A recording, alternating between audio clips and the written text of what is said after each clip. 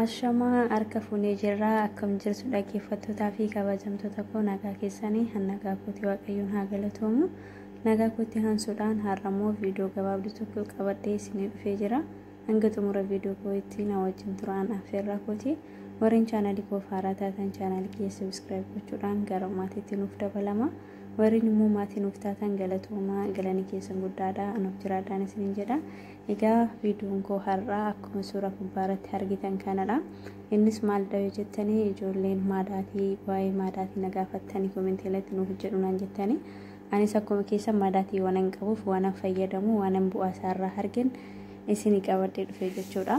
Innis maal dhabe jettanii akkuma argitan asitti dammi jira, aannan jira, akkasuma loomiin jira, akkuma argitan hirdiin jira.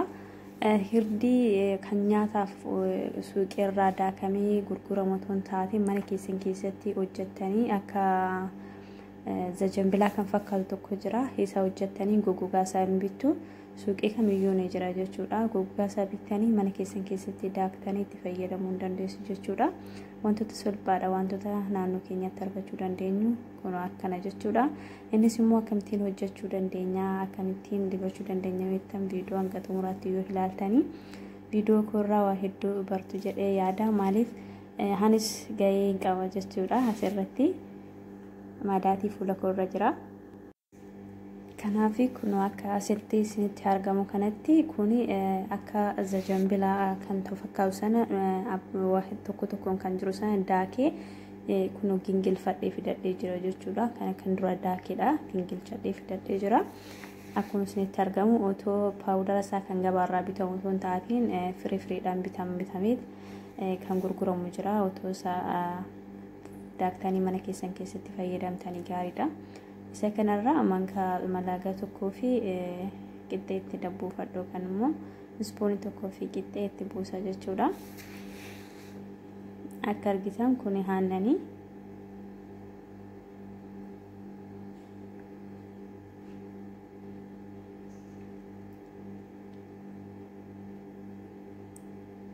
kanarraas manka tokkoo fi qixxee itti buusa jechuudha.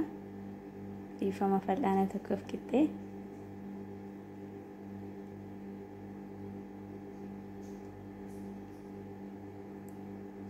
akkasuma loomii fal'aana tokko juusii loomiiti.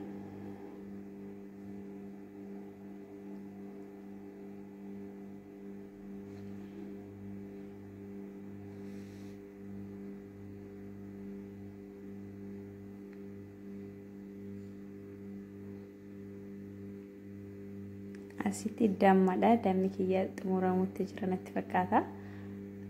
Dammadha kuni. Damma asitti itti buufattu dammi baay'ee gahee guddaa qaba. Wanta tokko bakka gurraacha haddeessuudhaaf akkasuma warreen madaatii qofa hin taatiin warreen finnisni sirrakkisiis fayyadamuu dandeessu jechuudha. Anuufi kiyyaayaan fayyadamuuf fayyadamee jaan argeef dhibbaan dhibbatti isinirraa balleessuu baate amma tokko ni hir'isa. Madaatii amma tokko hir'isa jechuudha.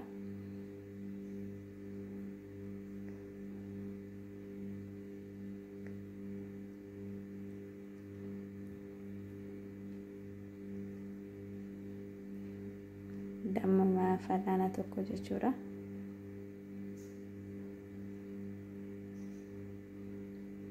Isaan kana sirriitti miksii gochuu qabdu jechuudha. Waliin makuu qabdu. Sirriitti waliin makuu qabdu jechuudha. Akkasiin jalaan laafne akkasiin jalaan jabaannetti hundi sabsaayyuu wal gita ta'uu qaba jechuudha.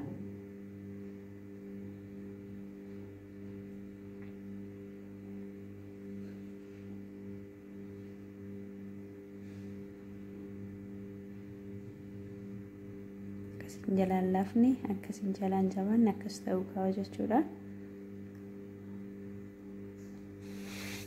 Mee dibadheetan isin agarsiisa. Dibadheen isin agarsiisa.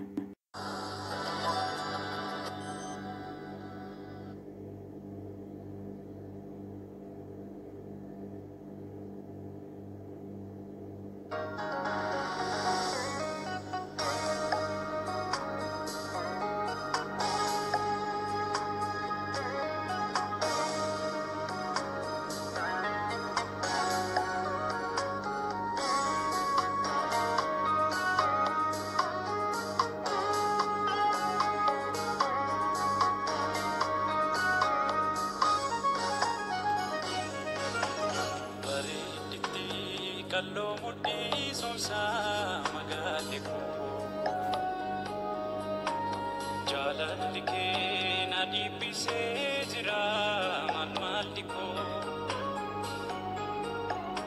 ano sila jiruf jireenyi ko qabu fayya mado dafi qalbi nafu baddu fedi kiya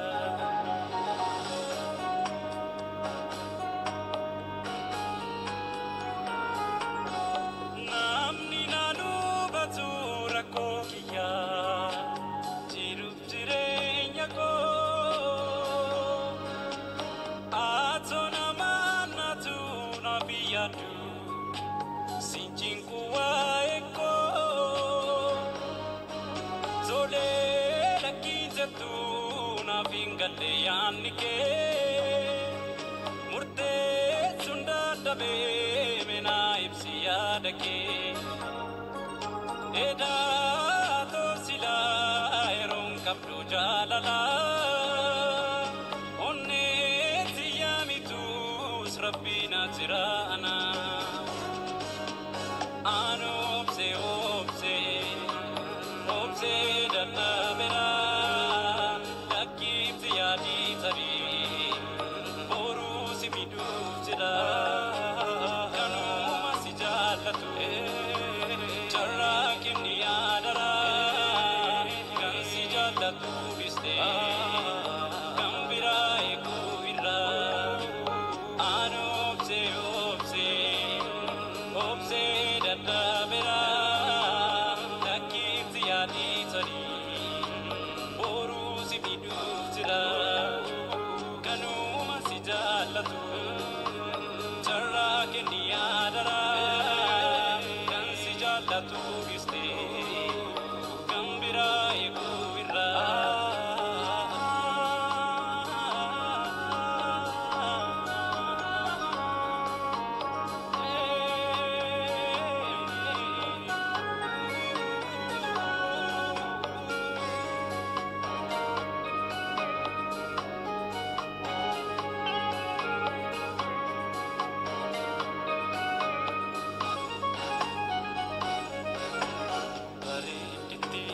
kallo mudhi somsa madaati ko jalalli ke na dibise jira malli ko ano sila jiruf jireenyi ko qabu fayya mado dafi qalbi nafu baddu fedi kiya